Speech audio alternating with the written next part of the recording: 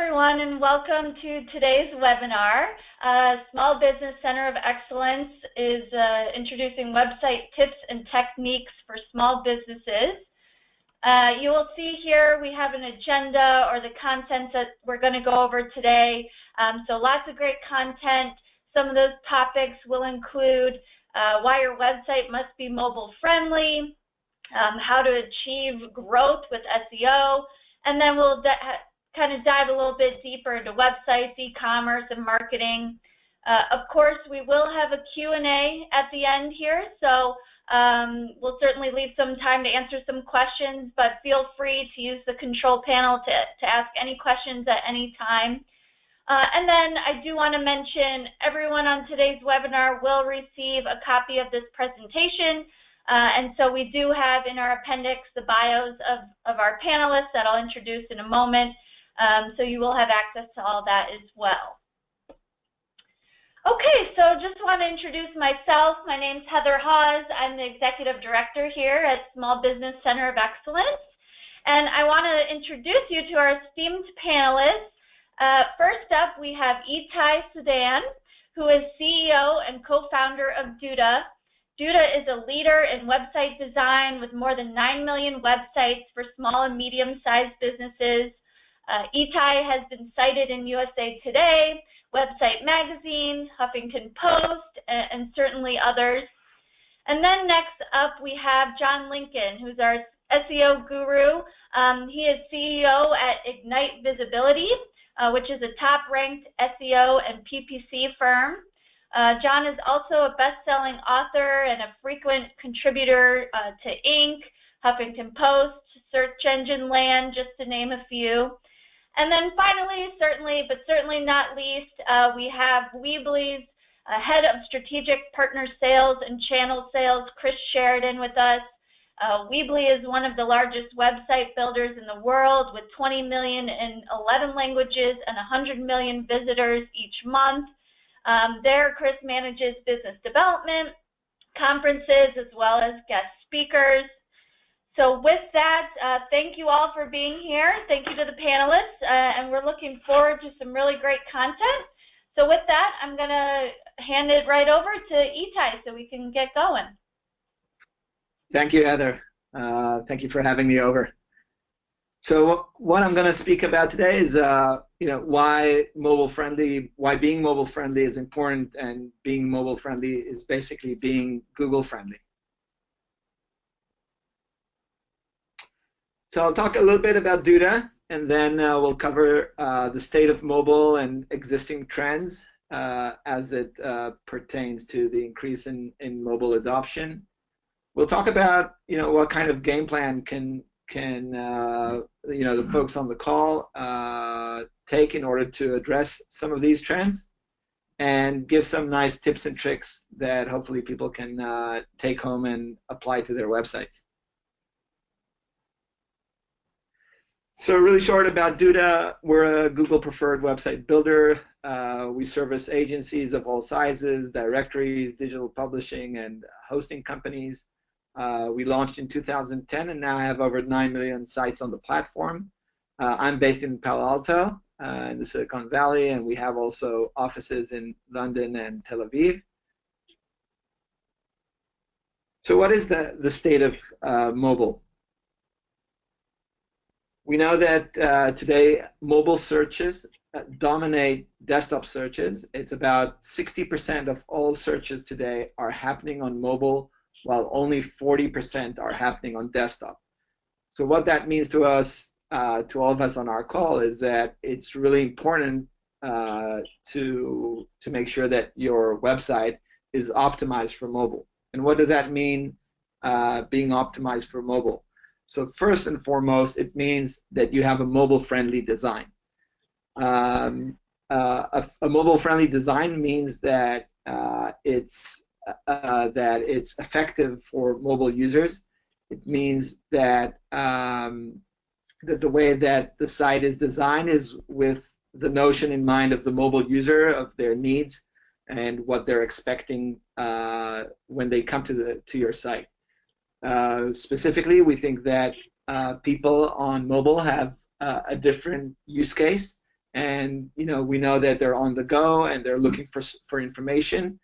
And what we try to provide on mobile is to provide that information in the fastest and most effective way. One of the things, and I'll throw one buzzword out here at you, which is responsive web design. That is probably our recommendation of the way you should go today in terms of building your site. And what that means, responsive web design is a framework that ensures that you build your site once and it looks great on desktop, tablet, and mobile. So if you're building your site or have a site or you're considering a redesign, make sure that the platform that you're building on adheres to the responsive web design framework, and if someone is building it for you, make sure to ask them about it. The second thing, if design was the first thing, the second thing that is really important is that your site loads fast. We know that people have a very short attention span on mobile, and speed is already a ranking factor according to Google. What does it mean, a ranking factor? It means that slow sites, Google basically penalizes them and ranks them lower on search results compared to sites that are faster. So it's really important for Google. It's a major focus for them this year, the whole topic of speed. So make sure your site loads fast. Google has actually created a tool to help you measure that. They call it page speed, and you can find that if you Google page speed insight. You can find that on the internet. So our position is that the importance of speed is only going to become more and more important, especially to Google going forward. So what should be your game plan in order to address these trends of speed and design? So let me give you a few tips. So first of all, think of the context of the mobile visitor. What are their goals? What are they trying to achieve on your site? Are they looking for directions? Are they looking for the contact info of your business? Are they looking to see products or compare products? Make sure that that information is really easily accessible to these mobile users. Make sure to surface that information, preferably higher up in your site, above the fold. For people who, when we say fold, it means the first content that people see before they need to scroll. If they need to scroll to find that information, make sure that they don't need to scroll too much and that you're not hiding pertinent information somewhere in, kind of secondary or pages on your website, or that it's, too low down on your site. Make sure that they can really find that information easily.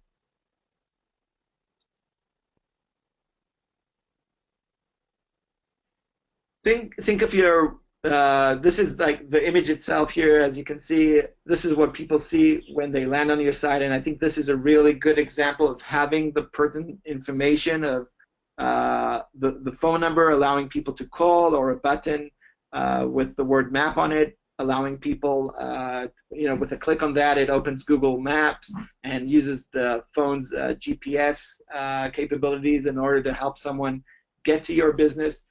This is the type of information that people who find your site through mobile are looking for. So making that easily findable on your site is really important.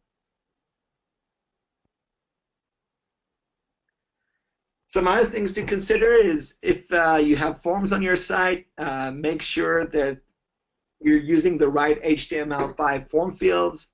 For example, if you're asking, when using the right form fields, the relevant keyboard shows up for the end user. So for example, if you're asking them to key in a phone number, the form can, using the right identifier, can load up the keyboard with the big numbers, the keypad, versus if someone needs to key in an email, makes it really easy if the @ sign is part of the keyboard as well. Sorry. And sorry, load times, I talked about that a little bit earlier. Think of the amount of data that you're showing. We never recommend having too many images. I've seen sites, especially sites of photographers that have decide to put all their portfolio on the homepage. This is not the greatest way to show people your portfolio. It affects the load time of the site, and kind of a good rule of thumb is to keep the time that it takes your site to load to about 1 or 2 seconds max. So how can you speed up your website, and why is that important? So first of all, 77% of the websites take more than 10 seconds to load on mobile, which is really, really slow. And that's information from Google.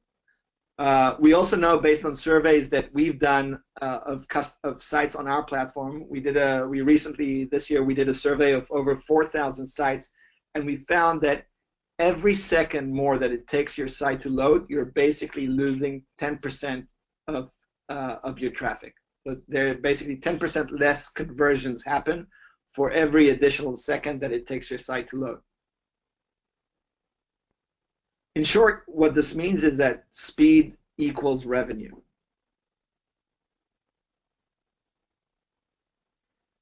So how to optimize for page speed? There's a few things that you can do. I think the most important and what we found is that the content that loads above the fold is really light.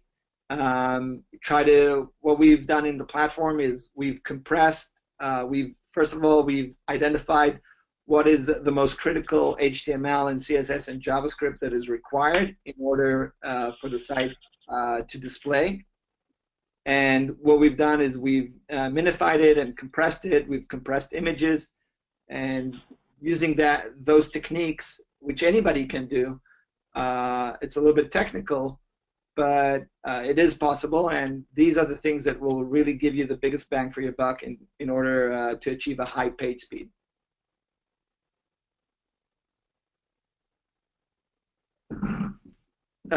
We've done it automatically on our platform, so any website that is built on Duda today scores very high in terms of Google page speed. You can see this example that I have. I have an image from the actual Google page speed test that we ran for one of the sites on our platform, and everything that I mentioned in the previous slide related to compressing and minifying HTML and JavaScript, this is all done automatically for you if you're using our site builder.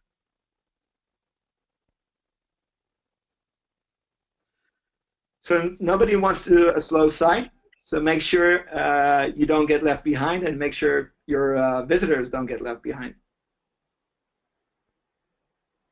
Thanks. Thank you, Itai, very much.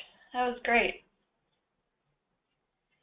So now I'm going to hand it on over to John. Awesome. Hi, everybody. Itai, that was some really good information, and I would just like to reiterate what he said there about page speed. And there's this really cool tool. It's at testmysite.thinkwithgoogle.com, and it's a new page speed analysis tool that basically will show you everything from the network connection to how quickly things load, and then at the end it's going to give you an estimate of how many visitors you're actually losing as a result of having your website in the format that it's in. The sites that he just showed are incredibly fast. Those scores for Duda, I mean, that's A+ stuff there. So really, really great stuff. So today I'm going to talk to you about how to achieve massive growth with SEO, and let's go ahead and dive into it. First, just a little bit about me and Ignite Visibility. So we are an SEO company, started off in SEO, but offer paid media, Amazon, email marketing, social media marketing, conversion rate optimization. Actually have a really cool conversion rate optimization program. But we're really known for SEO and pay-per-click. We've got about 150 clients, about 40 full-time employees. So we're not a huge company.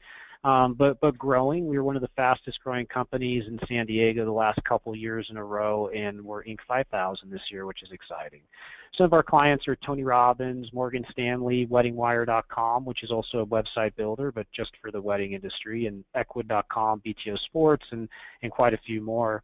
A couple other things you might want to know about me. I've been a teacher at UC San Diego since 2012, and I'm author of the book Digital Influencer, A Guide to Achieving Influencer Status Online.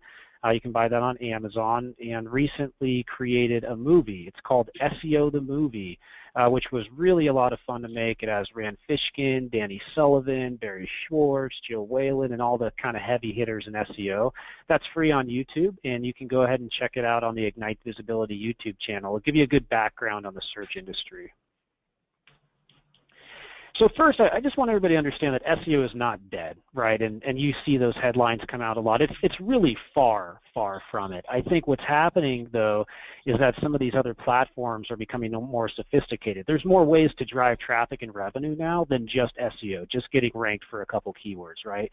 You know, while it was the original marketing practice, there's programmatic now. There's Facebook, you know, email marketing, social media, Facebook custom audiences. I could go on, right? But SEO is still one of the best, if not the best channel for driving traffic, revenue, and leads online. Ignite Visibility, our own site, is up 300% as far as traffic year over year. And in a moment, I'm actually going to show you our traffic, and our leads are up 140%. For our clients, we're averaging 30 to 80% growth year over year. And a couple other clients, Energy Muse is a current client, 900% increase in traffic. MetaFast, California, increase in chat traffic of over 138%. So this marketing channel is still working. It's still easy to grow and to get better rankings if you're doing things correctly. And in this webinar, I hope to prove to you what those things are to help you get the traffic that you want.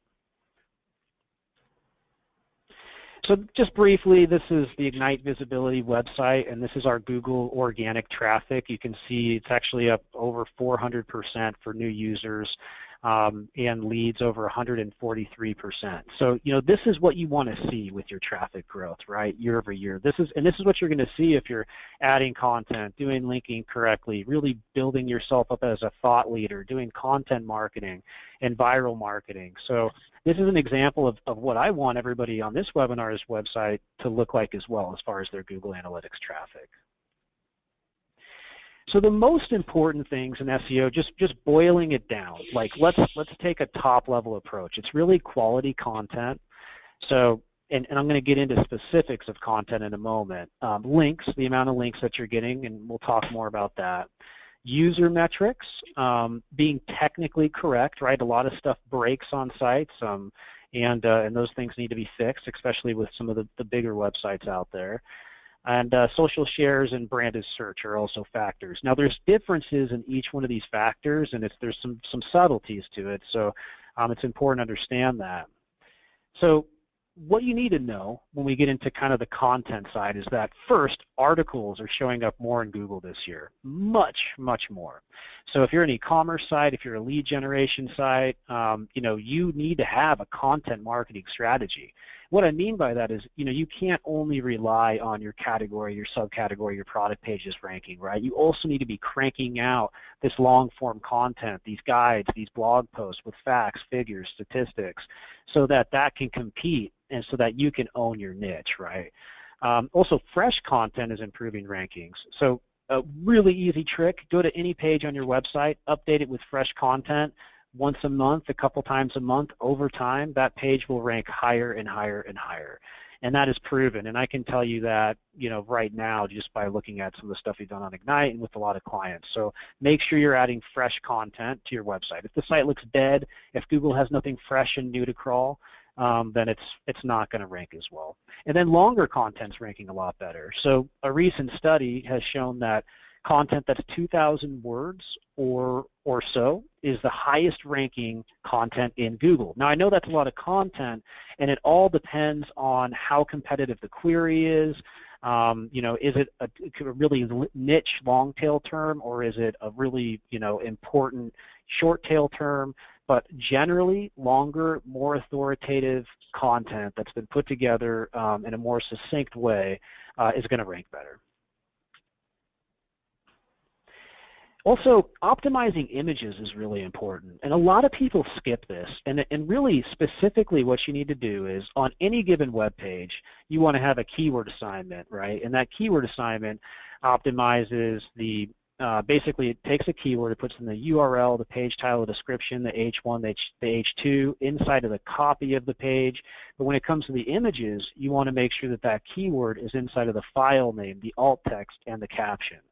In addition, you don't want those images to be, 2,000 pixels wide, right, that are loading into a framework that's only 300 pixels wide, right?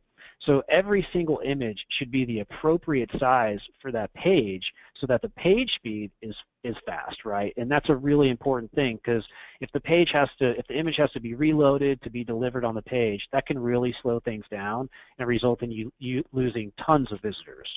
So it's important to make sure that those are optimized for keywords and they're also plenty fast. Other things that are happening is click-through rates are becoming more important. So every single page in Google has a little bit of real estate, and the more that people click on that page, the more traffic you're going to get. So with this change in artificial intelligence, right, with things like RankBrain, which I'll talk about more in a moment, you really want to have a really good template that's displaying in Google. So that comes down to the page title and the page description. And you want to write that like you would an AdWords ad. And a cool trick is you can go inside a Google Search Console and you can see your click-through rate. And you can see your click-through rate for specific URLs by region, by country, by the different types of content inside of Google. And what you want to do is find out what your click-through rate is, and try to improve that, and then check back a couple weeks later, and then keep rolling out those changes throughout your website so that you can get more traffic for the current listings that you have. And then over time, if the intent of that final page is good, you're going to rank higher and higher in Google. Another thing that's really taking off right now is accelerated mobile pages and the accelerated mobile projects. So everybody's behind this. Facebook's behind this. WordPress is behind this. I'm sure both of the platforms on this call are thinking about it. AMP is so important. And in a recent survey that came out, we saw that users greatly prefer AMP pages, a 20 or 30% margin there, over normal HTML pages on the internet. So what is AMP? AMP is a different mobile version of your site that is basically delivered inside of the Google search results that allows it to be loaded much more quickly. And in many cases, these third parties, they kind of save that version of your site so that they can push it out really, really fast. So AMP pages are lightning fast, and but there's some challenges with them in that they can be tough for conversion rate optimization. It's really hard to put on like your checkout process. So it really only works well now for the news portion of your site. Now they have made it possible for like categories, subcategories, and product pages, and for service-based pages. So you can do that. But the technology is really new, and if you use like third-party widgets, like maybe like an add this for your shares or something, or Sumo Me for firing pop-ups, that stuff gets really tricky because it doesn't validate. Good news is, though, if you're using one of these big CMS providers, you can install a plugin and have AMP generally up and running pretty quickly. So I'm not sure it's something every website needs to do today, but I would be looking at a Q4 and Q1 next year for a migration of your site, a good 20 to 30% of your website at least. Also, more on the technical side, I highly recommend everybody use schema.org. So you can basically mark up your website with schema and tell search engines that this is your logo, that this is your review page, that this is your product page, that this is a video, that this is information about a specific person, and so on and so forth. And what happens is Google pulls out that data, and if they trust it, they use it in other places. So they'll use it inside of the Google Knowledge Graph, which is this kind of box that shows up on the right-hand side of Google that brings more credibility to your site. And they're speculating that this is going to be the foundation for personal assistance. So if you talk into your phone or an Alexa or a Google Home, then schema.org might be delivering that in the future. Now, it's not right now, but we believe that it will be. Also, HTTPS. So you want to make sure your website is secure. This is a ranking factor right now, so I highly recommend you migrate your website to HTTPS. You can check that just by going to your domain and seeing if there's an S there.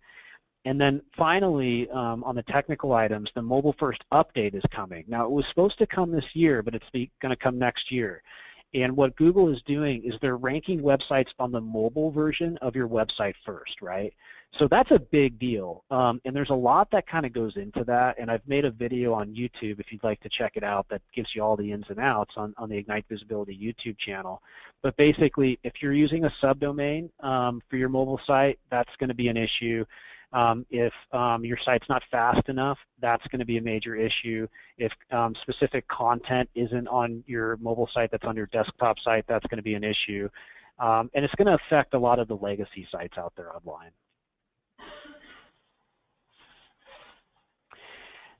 Artificial intelligence is on the rise. So what this means is that, and it's kind of labeled rank brain, which is a bit of a PR thing by Google, but really machine learning systems are basically combing through the data on the internet, and they can see if there was a big spike in traffic for somebody searching for Ignite Visibility, for example. So if I do a big PR stunt and a bunch of people start searching for me through branded search, Google sees that, they take that data, and then they use that as a ranking factor. If a lot of people are searching for SEO company and they click on our page and they see that the user metrics are good there, over time that's going to allow that to rank higher and higher. So gone are the days when you could just, run a site to the top and get them ranked #1 for a term and then just let it sit there. Over time there's this machine learning natural selection that's happening, which is really a good thing, honestly. So it's something to watch as well. Backlinks used to be the name of the game. So if you got an HTML link from a secondary site pointing at your site, that would allow you to rank higher. Now that's still really important now. It's probably 30 or 40% of the ranking factors inside of Google. So you need links from big sites that are followed. You absolutely do. But this is declining. And in a recent study that came out, we saw that backlinks were losing strength, about 10% or so in the last year compared to where they were. Google, they're focused on machine learning. They're focused on matching queries up to specific intent. They're focused on high quality content, much more than backlinks. They see this as an issue for spam, for the internet in general. It's being manipulated on a lot of sites. It's causing issues for a lot of third-party sites.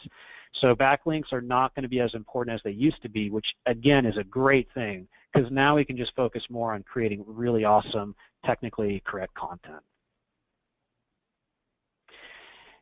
And just a couple more points here, and then I'm about done. But there's a few new platforms out there that I really want everybody to focus on. Of course, these aren't new, but they're new for search, in that content is really big in the Facebook search engine.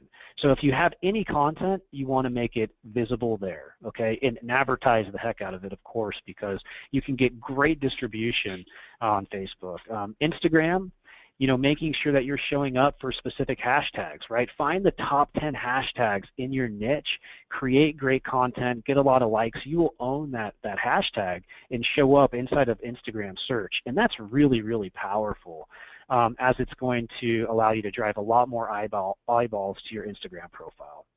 Pinterest, another great search engine, especially if you're in beauty, if you're in fashion, and so on and so forth. That site takes a pretty good amount of work to show up. You've really got to be in there every day. But some of our clients are driving hundreds of thousands of visitors from Pinterest. And then finally, LinkedIn, great search engine for content on the B2B side. And there's a variety of different things you can do there, from LinkedIn stories just to the general LinkedIn feed. So you want to make sure that you're focusing on the platform that relates to where your persona is doing their research and going on their customer journey. And voice search is taking off, right? So Siri, Google Assistant, Alexa, these are things every smart marketer needs to be looking at. Now, I don't have any specific takeaways for you right now for these, but voice search has been rising about 20% every single year. And there are ways to get into Siri, right? There's specific data feeds that go into Siri. Google Assistant, That's coming mostly from the instant answers inside of Google, and there are specific ways to show up in instant answers. In Alexa, you can teach it skills so that it actually delivers information from your company. So voice search assistant is kind of the next realm of SEO. Now, it's pretty small right now, and there's nothing really substantial that you can do to take major steps in that direction other than what I just mentioned. But over the next 5 years, this is going to 100% dominate. So something everybody needs to be focusing on and learning about.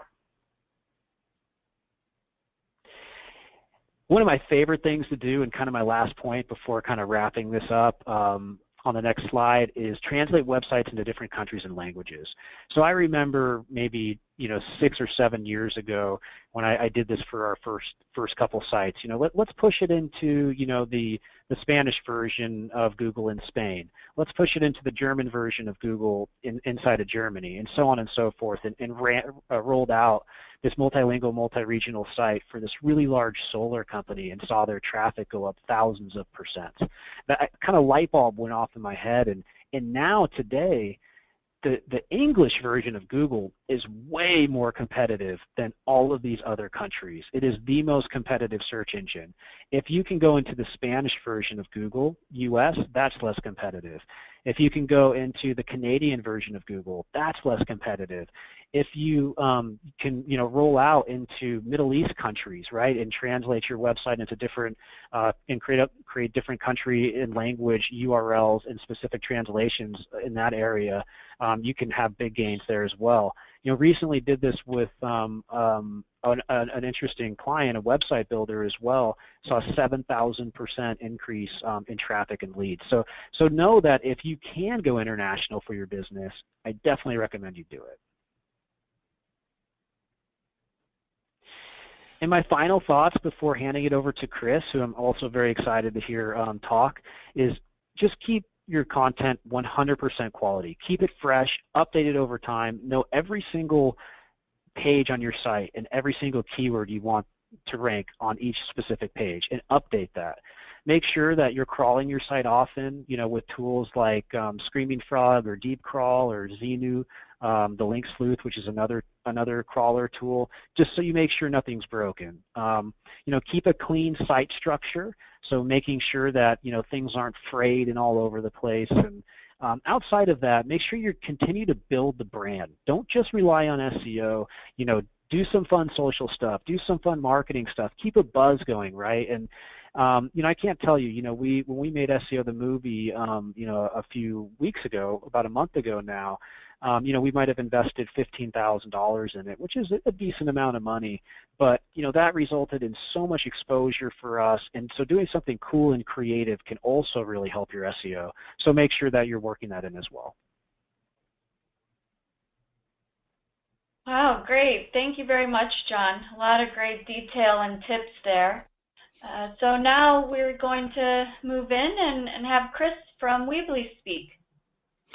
Yeah, thank you, Heather. And John and Itai, thank you for your presentations. Very educational.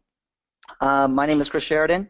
I'm the head of strategic partnerships for Weebly, and today I just want to share with you our approach to the website market and share with you some trends that we're seeing in the consumer website space. So just to begin on some background on Weebly, we have 40 million customers under management. We have about 250 million unique visitors to our network of sites per month, and about 50% of the traffic coming to Weebly sites is coming from mobile devices. At the heart of our company, we are a product company. At the beginning, we were very focused on the do-it-yourself website creator experience, and then you fast forward today, we're very focused on websites, e-commerce, and marketing, which is to really say we think of ourselves as a platform now. A platform for users to come and build their website, manage their online presence, and really grow their company or their small business, but really try to be the single platform for entrepreneurs and SMBs. So at the heart of that experience is the drag and drop editor. And this is very key to us, making the experience very simple for consumers who are offline and they want to come online and build their website. Now, some interesting things we're seeing. 50% of users that come to Weebly and use this editor to build their website, through our surveys, we've learned that 50% of them, month over month, never had a website. And in 2017, that's pretty amazing statistic when you think about it, that in this day and age, there are still small businesses, companies out there that don't have an online presence, but it's true. And so there's still a lot more awareness and education that we're doing as a company to make sure these business owners know that there are very simple to use tools like a drag and drop editor here to build your website, to do it fairly quickly, but the output of that experience is a professional, modern looking website.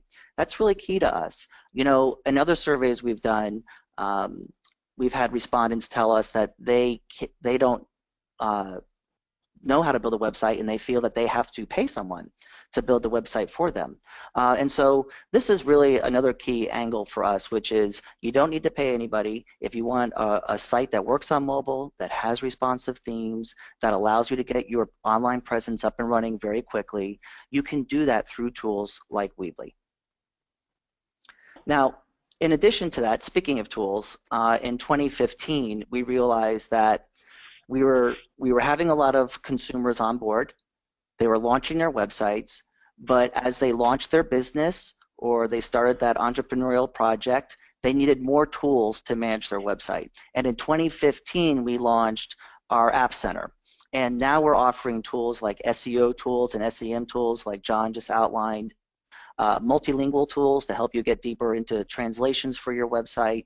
This is really key for us. The App Center did two things for us as a company. First, it allowed us to partner with many organizations so that we're delivering these 40 million customers the tools they need to be successful online. But more importantly, what it did is it opened up the Weebly platform. So in addition to using these apps that will help you run your business, you can also build your own app on top of Weebly, and you can build your own theme on top of Weebly. And those sort of tools and features are typically reserved more for the sophisticated users of Weebly, but they're important. They're important tools that as you grow your business and as you start to grow your website and it becomes a more meaningful entity for you, you will determine, there will be days where you might need, there will become a time where you might need a custom theme or custom app. But the App Center is just 2.5 years old, and we have 300 partners in there today. And more recently, our company has focused on e-commerce. And so, as you see on the right-hand side there, spiking your sales, boosting your traffic, these are the key categories for us moving forward because e-commerce is one of the fastest growing lines for Weebly. So there's been a lot of talk on the call today, on the WebEx today, about mobile. And on one side, there's responsive themes that help your site resolve correctly across any mobile device. Weebly is very focused on that. There's no additional work you need to do to mobilize your site. But in addition to that, we have been very adamant about ensuring that Weebly can also be found in the iOS ecosystem and Android ecosystem. And specifically, when we did our apps with iOS and Android, the primary way consumers were using those apps was to edit your site. And that makes sense. SMBs, entrepreneurs, they're on the go. They are working primarily off their mobile devices. And so giving them access to their site to upload products, to upload images, to change content, to be signaled on sales is really important to Weebly. But what's interesting as we kind of head halfway through 2017 is we've also created the ability to launch a website off a tablet or a phone. And I think this is something, as we move down the road over the next couple of years, we're going to see more and more of this migration away from the desktop as a traditional way of launching a website. And this kind of makes sense. As mobile devices continue to proliferate and more SMBs spend their time managing their sites on their mobile phones or tablets, we believe that the site creation will start to migrate to the apps as well. And we're seeing this today. We're already seeing this today. It's not in a huge amount, but it is growing quarter over quarter. So it's a pretty interesting way to think about the website market over the next couple of years. So Weebly Promote. If you take a step back, we've looked at the Weebly editor, drag and drop interface. Our whole goal there is to make it easy for you to get your website online. Simple experience. The output is a professional, modern-looking website. Then we complement that with apps. So we had 300 providers come in. They build tools to help you run your business successfully online. What we've discovered since we launched our first e-commerce plan at the end of 2014 is that the #1 tool e-commerce SMBs, entrepreneurs needed was a email marketing system. And so we very recently integrated Weebly Promote, which is an email marketing system that allows you to manage all your customers, send them emails, send them promotions, include coupons on the receipts you send them. So it's a very specific tool that's helping fit a big demand on Weebly's kind of network of e-commerce customers. And it's one thing I would recommend to everybody when you're thinking about getting your site online and you're thinking about building your product and launching your product in terms of marketing tools, aside from, of course, the SEO and SEM tools we learned about today, managing your customers and having an email tool is critical. So that brings us to e-commerce. And I think, as I mentioned earlier, we didn't get into the e-commerce business until late 2014, early 2015. Up until then, there were 3 major types of sites that consumers built. There were personal websites coming online. There are blogs coming online. And by the way, blogs is still a major driver of websites today. Third, there were business sites coming online. And a business site is a brochureware site. It's not selling a physical product. It's just explaining the benefits, for example, of the business. And then there's e-commerce now. There's e-commerce sites coming on where these creators want to actually sell a product, and they need a checkout cart, and they need the tools that the tools needed to support that business. And so we're very excited to be in the e-commerce space. And our philosophy on e-commerce is the same as it was in 2007 when we launched our business, which is building a website in 2007 was difficult. And so we brought the bar down. We made it very intuitive. We made it very consultative. And we see a lot of people pressing publish. We want to take that same philosophy to e-commerce. It should not be difficult for everybody on the phone to want to have a website, to launch their website, add their store, and then launch their store. We want that experience to be as simple as the drag and drop experience, and we want that to not only translate in your store being published, but we also want to help you drive customers to your site, and we want to help you market to your customers, and we want to help you with your overall business. And so this kind of brings me full circle back to we are a platform, and we're really trying to be the single platform for e-commerce customers when it comes to managing their business. And so my final slide, basically building a website has never been easier. I think we see a lot of players in the market. There's a lot of companies out there offering DIY services. I think there's a lot of awareness that still needs to happen because there's still 50% of SMBs sitting on the sidelines without a website. And our first and foremost goal is to make them aware of these easy to use drag and drop tools. But secondly, we also see a much larger desire now that we're halfway into 2017 for people to sell online. And I think that is a trend that's just going to continue to grow, and it's going to be a big focus for Weebly over the next 2 years, is really building out our e-commerce portfolio, again, bringing that same simple drag and drop philosophy to the store and making it easy for you to get online today, start selling today, have your store work seamlessly across all mobile devices, and we work with you on other aspects of your business. And so with that being said, I just want to thank everybody for their time today, and appreciate the opportunity.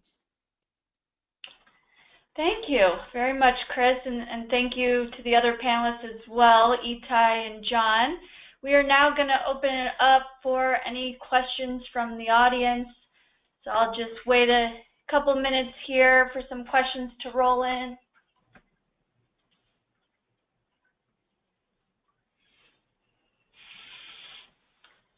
Okay, so we have one here. I think I'll probably give this to you, Chris. What is the best way to implement your website for different languages? Yeah, Weebly today is available in 17 languages, but if we don't happen to support one of the languages that you need, this is where our App Center has really come in and helped us out a lot. We work with providers like Backlinks or Localizer that help our Weebly customers quickly translate their websites into a variety of languages, and so that's been very helpful. So we have 17 core languages we support natively in Weebly, and then we have Backlinks and Localizer, Localize.it that help us with the other languages. Okay, great. Here's one that I think is probably for Itai. So I understand mobile and speed are key. Obviously, you spoke about that in your presentation. What do you think is the third most critical factor for website effectiveness? Yeah, it's a good question. One of the areas that we're actually focusing our websites are unique about is what we like to consider them as smart websites. What I mean by smart is that I think the days of a static website that shows the same information regardless where visitors are coming from, you know, where in the world they are, or how many times they visited your site, or what they're interested in. I think these days are going to be limited, and I think the age of a more personalized website that understands who you are, that understands what you're looking for, and kind of formats the page to address your needs. I think that is the future of websites, and that's where we're focused on. So there's different capabilities in our platform where you could instruct your website to change and modify itself and present certain information. Let me give a few examples to make this more concrete. For example, a first-time visitor, you might want to show them a video tutorial that explains your product or your service, while someone visiting your website for the third or fourth time, that's a very engaged type of visitor. Maybe you would want to offer them to subscribe to your emailing list. You know, you'd want to do special things on your website. For example, on July 4th or Thanksgiving, make sure that you're, you know, like you dress up your store, you'd want to dress up your website and make sure that it's all festive, and you know, just give people this kind of personalized and a feeling of change, and that you know who they are, you know, to the extent of the information that they were willing to share with you, and make sure that they have a very personalized experience. Absolutely. I think you know, you were talking a little bit about the future of websites. So I think that kind of goes right into another question we have here. What website trends do you see in 5 years? So I'm going to kind of open this up to all you guys if you have something you wanted to comment on. John, maybe you want to take a stab at that question first? Yeah, that's kind of a tough one. You know, how's the web going to evolve? I mean, I think, you know, you just had a actually a really good answer for that. I mean, for me lately, I've been thinking a lot about our customers and more like what's the customer journey, right? So for any website, what's the goal? Who are the personas? What are the main triggers that get those people to start interacting online? Where do they go online? Do they go to Instagram? Do they go to Facebook? How do they go through that journey? At what point do they interact with the website? And that to me is really key, because that transition from a third party to the site, it really needs to be seamless if you want to accomplish the website goal. So, you know, for our customers, we've been detecting Facebook traffic, or detecting Twitter traffic, or detecting YouTube traffic, creating customized landing pages and customized experiences for that through tools like an Unbounce or something else. You know, firing specific offers to that customer, and then, you know, hitting them with remarketing and kind of keeping that whole whole journey in sync, right? So I think, as we evolve, it's how does the site integrate with the rest of the web? How does it understand the rest of the web and then the users? And then once we get them into that funnel and as a customer, how are we keeping them in that ecosystem and then building more revenue off of it? So I think we're going to be looking at smarter websites, certainly 100% mobile, and then probably just some cloud-based type of technology as well, that has these back-end infrastructures like Weebly is working on, like Dude is working on, and other ones like a Marketo and things like that. So. Great. Thanks. Chris, did you have something you wanted to add to that? Yeah, I think just the final point, just to piggyback off of John there is, I think 5 years from now, I think that transition we talked about, the migration we're seeing right now from people just creating their website straight from a mobile device is just going to get bigger, and I think that really changes the way you kind of think about the services and how they're deployed to consumers that are literally just working 100% off a smartphone or a tablet. And then I think, just we talked, John talked a little bit about artificial intelligence, and there's been some companies out there that have come out and have kind of talked about artificial intelligence kind of driving the way for their website creation. And so I think, we're seeing the infancy of those companies come out, but I think there's something there, especially with the proliferation of AI. So yeah, I think those are two areas that we're certainly watching. But for sure, I think the one thing that's going to be the constant is that there will always be people that will need a website. And so I think what I really am excited to think about is like how that's going to change. How will people eventually get online? Like, that bar will just keep coming down, and it'll probably just get easier and easier. Yes, definitely. And Itai, I know you mentioned a couple things in your last response, but any other trends you want to comment on that you see in the next 5 years or so? Yeah, I think I share the view of some of my peers here. I think AI is definitely a very interesting topic. We see AI, making its strides in different industries. I think in websites we'll also see that.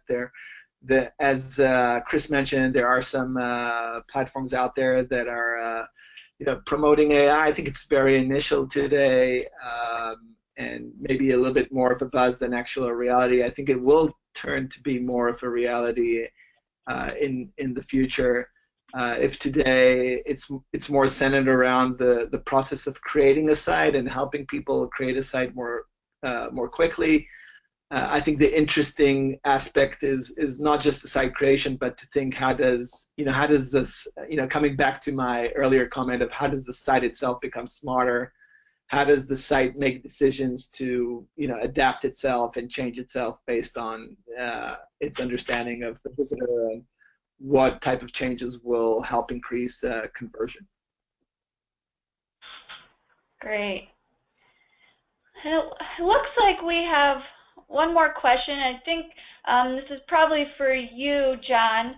I know you talked a little bit about the mobile first update. Can you talk a little bit more about that and what people should be focusing on, and if it's still okay to have your mobile site on a subdomain?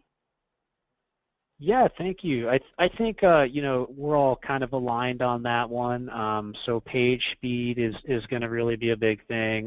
Good mobile usability factors are going to be big. And then the other thing that came out recently is most sites back years ago, and many still are, were built on subdomains, and some of our clients now are huge sites, millions of visitors a month, and they're built on subdomains, so it's top of mind for me.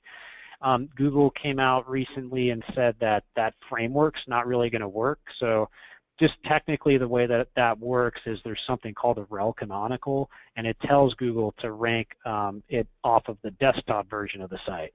So that's like a technical configuration that has to change. So there's a lot of bigger businesses out there that need to make some major infrastructure changes, and it's quite a process, especially when there's a lot of different templates that are associated with a mobile version. So just go responsive, just like the rest of the crew here has said, and you should be in some pretty good shape. And check out that Think with Google tool that I mentioned. It's pretty cool and pretty powerful. So great, interesting.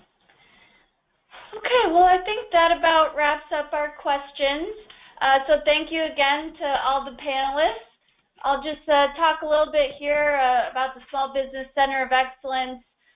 We are an educational platform, of course, dedicated to helping our small businesses of any type achieve success. So we have programs including this webcast. We have a training series. We have our awards program. We have different membership options along with some partner and sponsorship opportunities as well. So again, I mentioned this presentation will be available to all of you. So we have some links in here, so you can link to those when you receive this, which should be in the next 24 hours or so. I also wanted to mention we do have our next event, our next webinar on September 22nd, How to Win the Talent War.